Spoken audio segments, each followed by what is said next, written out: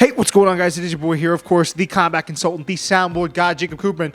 And Dricus du Plessis is one of the weirdest fighters I've ever seen in my life. That man fights in a way that he always seems like he's out of breath. He's always missing shots. He's the only guy whose fighting style I've seen in a while be so heavily debated as to why it is so effective. A lot of people just seem to think that he gets lucky. I saw another Instagram post detailing how he's missing shots on purpose, and you guys are just not seeing the artistic genius behind this guy's style. Other people still think that he's just a dog and he just out-wrestles, out-hustles, and again, enforces his will over opponents to get the win. So there's not really ever a clear answer, or at least I should say there hasn't yet been a clear answer on this guy's style and why it's so effective. I think his physicality has a lot to do with his game, but I want to talk about the Adesanya fight and where Dricus goes from here. I mean, it's crazy. Everything about his style screams mid, but he's able to take out these top-level guys, and all it took him was a chance, multiple chances, and I can really appreciate that as a guy especially that's trying to break my way into the industry now. You want to think that no matter the skill set you have, you're able to break your way into something.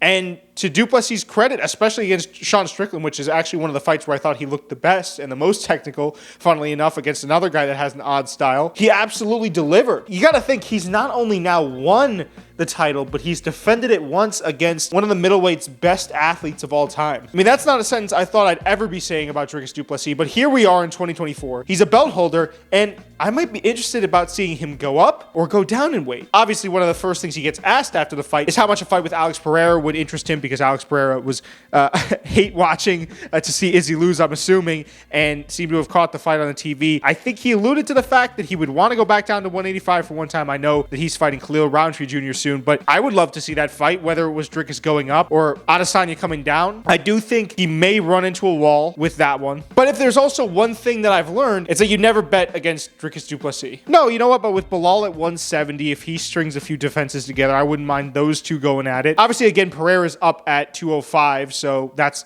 another fun fight to make, or anyone up at 205. I know we're at this kind of time now where champions are more so looking to go for double belt status and defending in their divisions, but I mean, it's just something, it's fun fights, man. I think I'm a guy that loves to see what you can do with going up or going down in weight. That's always been something that's like really cool to me as an idea. It's also, and I don't mean to go off on too much of a tangent here, it's also the way he talks on the mic. His trash talk isn't really that spectacular. The line that he made Izzy cry with wasn't something that I think would normally make someone break down like that, but perhaps Izzy had just had the media get to his head one too many times, so many people saying mean things. But I don't know, for Dricus to make Sean and Izzy cry, I mean, that's next level stuff. But again, it's just something about his style. It's plain, it's sometimes even ugly on the mic, in the cage, but it's always enough to achieve massive results, and it's so interesting. I mean, there's interesting fights at 185 for sure. You got Nasruddin Imavov coming up, the rankings. I'll put up the middleweight rankings on the screen right now, and you guys can kind of get a feel for the field of people that Dricus could go up against. But I also do think that looking at it now, because I just had it on my phone, it does seem like there'd be way more attractive looking options if he were to go up one weight class or go down one weight class. But that's selfishly, for me as a fan, I just kind of want to see that. Maybe they give Rob the rematch, because Rob didn't look bad until he got dropped. But that's also the weird thing, is like he got dropped by a jab where Dricus wasn't doing anything correct. So